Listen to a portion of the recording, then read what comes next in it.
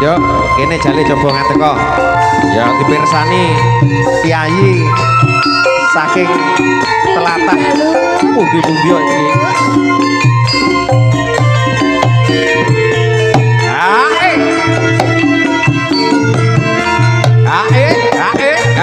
Iya.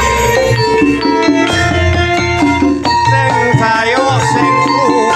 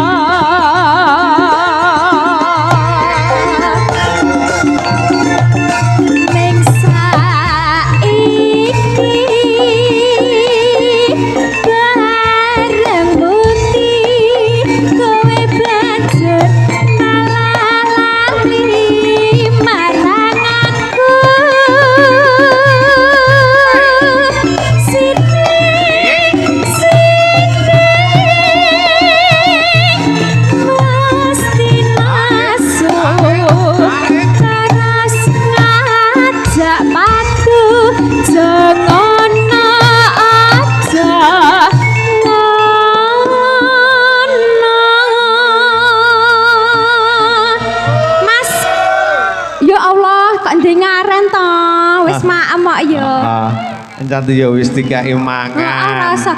Mas lek mundangi yo apik to, Mas. Biasanya kan bakso, ya bakso ya. Heeh. Beda ngono rasane. Iya tak sawang ya gone iki ya ganteng-ganteng lho. Jan kok gawe klambiren kok kabeh kaya isih Joko. Iki jan gawan terap kok apa. Iya. Heeh, tukang ngibat iki isih Joko kabeh. Sik Joko yo. Heeh, panjenenganipun Mas Sami tak sawang kok kene ya mencorong. Oh, mencorong nika nggih Joko kabeh. Ya Pak Wasit, nggih. Jan jos ya. Mas Yon iki ya tak sawang ya ketara mencorong aja. Oh, ndengare niki Mas Sumringan. Oh, pantes nggih kabeh. Terus lanjut ya iki, Pak. Ya diterusin, Dok.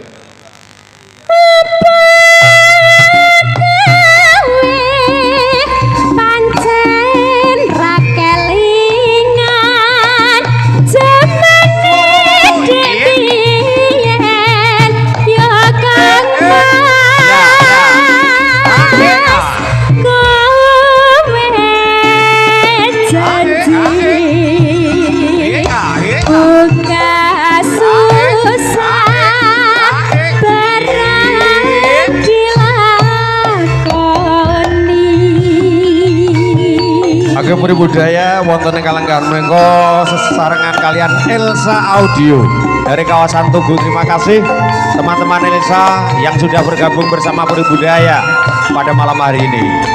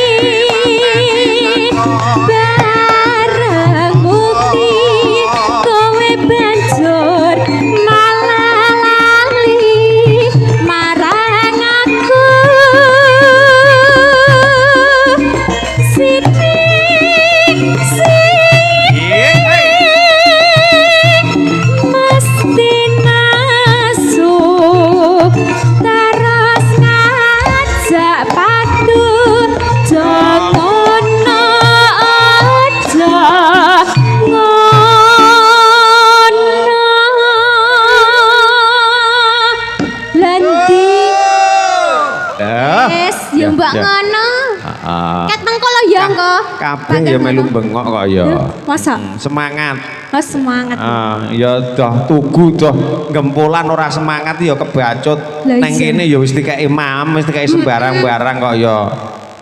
Kareng nampa amplop ae kok. Kopine? Kopine apa wis metu to, Pak? Kopine sampun metu. Oh, sampun. Alhamdulillah. Cih. Ya Nduk, diterusine maneh. Cih.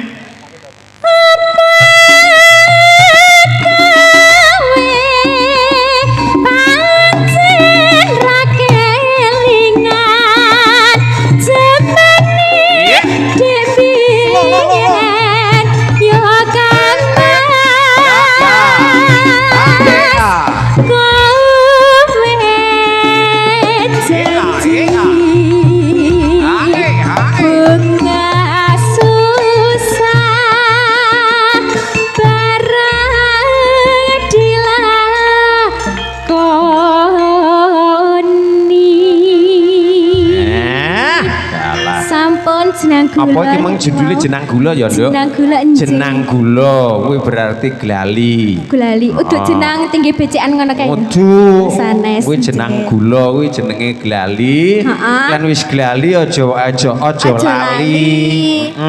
Aja lali karo kawitane.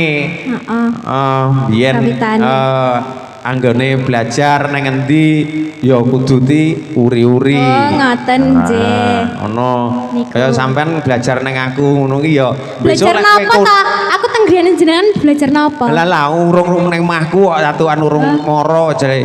Engko jaketmu nak jumuk. Alah. Mosok njumuk jakete mek wong loro ngono. Ya engko digawakne apa ngomongnya gula-gula 2 kilo. Oh ngaten kayak wong becek. Iya. Ayo Nduk. Dan niki sampun apa malih Pak? Ya dikai maneh. Maneh kalih nunggu. Ya karo nunggu. Nggih. Panggihipun pinanganten. Nggih. Kalih niki